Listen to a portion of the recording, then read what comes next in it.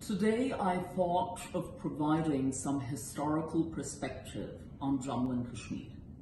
The erosion of democratic institutions in Kashmir began in 1953 with the ouster of the democratically elected government of Prime Minister Sheikh Abdullah and his incarceration. In 1953, Sheikh Abdullah had political disagreements with Prime Minister Nehru, because of which he was ousted and incarcerated. Even today, things in Kashmir are not much different, because politicians of every hue and color, including elected legislators and parliamentarians, are either under house arrest or under government arrest.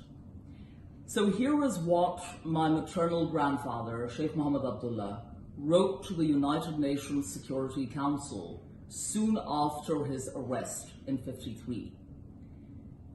Is India's secularism so skin deep that it will collapse like a pack of cards as soon as Kashmiris exercise their right of self-determination? One may as well ask, are Kashmiris to be held as hostages for fair treatment of Muslim minority under the so-called secular democracy of India? Were India's oft-repeated promises to the people of Kashmir that they alone shall have the right to decide their own future through an impartial and fair plebiscite intended to be implemented only in case a vote in her favor was certain? India has repeatedly claimed that Kashmir is fast progressing and that the political uncertainty has ended, but nothing can be further from the truth. Kashmir is at present ruled by monstrous laws which have crippled all political and social life in the state and paralyzed all progress.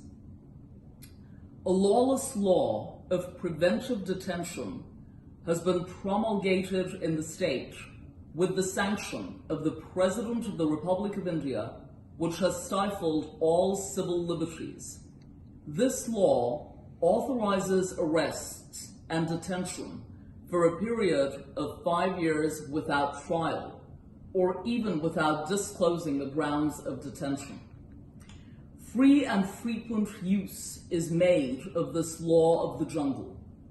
Respectable citizens and political workers have been arrested under this law on the excuse of having publicized the speeches of opposition members delivered in the legislature, or even legitimately organizing support for the opposition in the House. Members of the Assembly who expressed their intention of crossing the floor in the House were put under arrest. In certain cases, resignations were extorted under the pressure of this monstrous law, and instances are not wanting where the members were publicly threatened of getting them involved in fabricated criminal cases if they failed to support the establishment. Indian money is being lavishly used for organizing gangsters for looting, insulting, and publicly flogging respectable citizens who do not see eye to eye with the ruling party. Colossal amounts borrowed on interest from India are used in corrupting public life and thereby purchasing the public conscience. It is, however, gratifying to note that all these dirty methods have so far failed to corrupt the people into submission, and with one voice they demand the fulfillment of the promise made to them by India, Pakistan, and the United Nations to exercise their right of self-determination in a free and democratic manner.